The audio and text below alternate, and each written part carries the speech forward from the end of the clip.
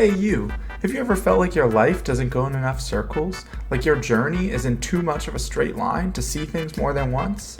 Well then I have the game for you. Loop Hero. The new hunt is coming, I've already got your scent. Oh yeah? We're going for your master now, baby. Let's go. What? Who is this? Who is this? Mommy? Beautiful fight. Oh my gosh. Unacceptable. Now, which sucks, because as much as I love spiders in real life, 3 Orb of Crafts, 25 Orb of Expansions. Let's go. That's a let's go moment.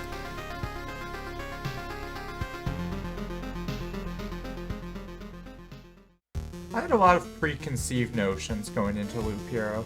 The graphics didn't look great to me, the gameplay looked a little too complicated, it looked boring. But as often the case with a lot of great indie games, Loop Hero quickly proved to me why it had gained so much praise over the years. I was surprised at how easy the mechanics of the game were to pick up, but that didn't mean the game was easy, anything but. And there was so much more hiding under the surface than what I initially saw. But within a few short runs, I had fallen in love with the gameplay loop, if you'll forgive my pun. And if for some reason you haven't checked it out already, I hope I can convince you that this game is anything but boring. Loop Hero is a combination of many different genres that creates something else entirely of its own. It's a deck builder, auto battler, town management, roguelite. Good luck coming up with a genre name for that, I'm waiting. Every run, you choose one of the game's 3 classes and a deck of 15 cards to head into the void. And I mean that literally, because the game's story is that for some unknown reason, the world is disappearing, and your main character seems to be the only one that can remember the way things used to be, and have a chance to rebuild. The story weaves with the gameplay impressively well, as when you start a new run, the world is simply a barren wasteland with a solitary campfire and a few slimes. It's up to you to fill it. As you fight the slimes, you start to get cards and better equipment. The cards you get can be placed down on the map to give you tougher monsters to fight, which in turn gives you better equipment, and the cycle continues. Once you've placed enough tiles, the boss of one of the game's 4 chapters will spawn at the campfire for a final showdown to test if your equipment and cards have prepared you well enough. However, oftentimes, you won't even get to the boss, and that's where the game's smartly integrated roguelite elements come into play. Almost every defeated enemy and card played gives some type of resource that you can pick up and use to build and upgrade your town hub world between runs. But here's the catch, you're not guaranteed to make it back with those resources. Every time you get to the campfire at the start of each loop, you can choose to retreat and keep everything. If you can't make it to the end of the loop, you can also retreat anytime on the map to keep 60% of your resources. But if you risk it all and end up dying, you only keep 30% of your loot. All this is to say, the game has an amazing risk-reward system that constantly incentivizes you to push your run as far as possible. Those moments where I barely finished a loop and left with a ton of resources feel extremely rewarding, and the times when I died and lost a lot are punishing, but never to the point that it felt undeserved, since you could pause the game at any time, and I could have retreated right before the fight, it kills me, and kept double what I would lose if I die. You do get items later on from bosses that let you save items even if you die, but most of your normal progression will be through this looting system. That feeling of just one more loop, one more attempt, one more try, it permeates through the entire game, and it's really exciting. Any resources you manage to keep after a run get deposited into your treasury that can be used to create and upgrade different buildings in town. This is where the persistent element between runs comes into play. Many cards are unlocked through new buildings or upgrades, and they also give other great benefits like reusable potions, traits, a fully fledged bestiary. Wait, hold a minute. How am I not going to talk about the bestiary? I gotta gush for a second here. Ooh, let's go, Encyclopedia. Oh, I'm excited for this, man. Look at this. Wow. Man, I just want to read all of this. This is technically going off script here, but I realized how can I not talk about the bestiary? For people that know me, bestiaries are one of my favorite things in games, and I love the one in Loop Hero. I love when bestiaries have more options besides just reading. I like how this one, it gets filled in with fragments, memory fragments that you spend, those little book resources that you get.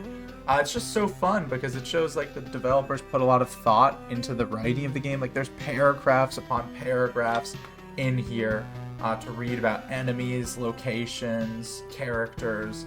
It's all really great, high quality stuff.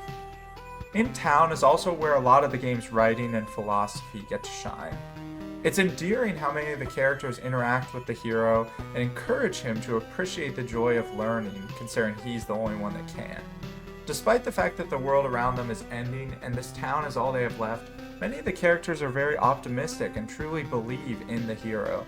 Sometimes the conversations with enemies and bosses are even more interesting. Many of the enemies are acting purely on instinct instead of wanting to help you, and the bosses talk of a greater will than you can comprehend, but they're truly committed to it. While it is a minor part of the game, I wanted to highlight the writing as it consistently impressed me and made me want more. Now, getting into the gameplay side of things, there are 3 different classes in the game. The Warrior, who you start as, and the Rogue and Necromancer, who can be unlocked through town buildings. All 3 of them play very differently and benefit from different stats and cards. The Warrior is the simplest. He wants high health and regen, and gets stronger from fights going longer. The Rogue collects equipment differently than the other 2 through a trophy system, and does great with high damage and evasion. Plus he can dual wield, which is very awesome. Finally, the Necromancer does very little damage himself, but summons skeletons to do his fighting for him. Because of how each class plays, I found out which cards work well for each class, and there's even some fun little interactions that I won't spoil here that can affect how each of them interact with different tiles. Each class also has their own unique traits that you earn throughout the course of a run that give minor benefits like buffing your damage for how many loops you've done, or having a chance to perform a counterattack when evading an enemy. I do think the Necromancer is generally stronger than the other 2, as having skeletons take hits for you is very helpful, but they all feel usable and powerful in their own ways. As I mentioned earlier, Loop Hero is an auto-battler. So once you've started a run, your character will walk around the map on their own and get into fights with any monsters on the path. Fights happen automatically, but each monster has different abilities to keep in mind when choosing your gear.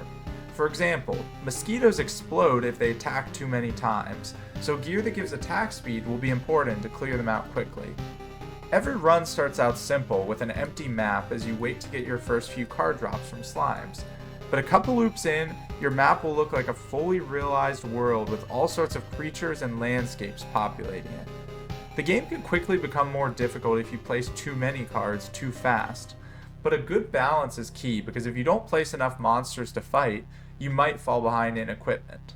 It's a constant back and forth that keeps the moment-to-moment decisions interesting. Loop Hero rewards learning its mechanics in a way few other games I've played do. And nowhere is this more apparent than its tile combination system. The location you place tiles already matters, as some of them have AoE effects, or sometimes you want to spread out monster tiles. But there are also special tiles that can be created through combining cards. For example, place 9 mountains in a 3x3 grid and you create a mountain peak, which will give a ton of resources and max health, but spawn a unique harpy enemy that you'll have to contend with. Place a vampire mansion near a village and it will become ransacked, spawning ghouls in that village, and better rewards if you survive long enough. There are many of these combinations, and learning them is key to success because most of them help you in ways regular tiles just can't. This also improves deck building, because later on you'll have enough cards unlocked that you can choose to include specific groups for the combinations they create. The game hints at these combinations, but mostly you have to figure them out for yourself, and this leads to you becoming a much better player because you'll end up testing different things. I can really only think of one negative that I have towards the game, which is that I wish it held my hand a little more. Once I had gotten into the rhythm of unlocking upgrades, trying new cards, and learning all the classes, it felt amazing. But in my first few hours, especially in my time after being the Chapter 1 boss, I often felt very confused while I was struggling. I wasn't sure if I was trying a new chapter too early, not using the right cards, or prioritizing the wrong unlocks. This might be a personal thing for me, but I wish the game had given me more guidance on what were some of the most important upgrades early, like the revive from the cemetery or the prerequisites to unlock all 3 classes. Loop Hero does an impressive job of creating a game unlike anything else I've ever played, combining auto-battling combat with map building and that risk-reward loot extraction system. Cards and enemies are impressively varied, and the progression of having a great run and making it back to town with a huge haul is extremely satisfying. With how many roguelite deck builders have been released since Loop Hero came out, it's even more impressive that it stands on its own among them for how unique and fun it is to play. So Maze of Memories, let's try this here. So if we just place this here. お前はもう死んでいる。何?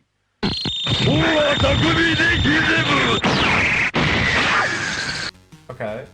That didn't have the effect I really wanted. Or we just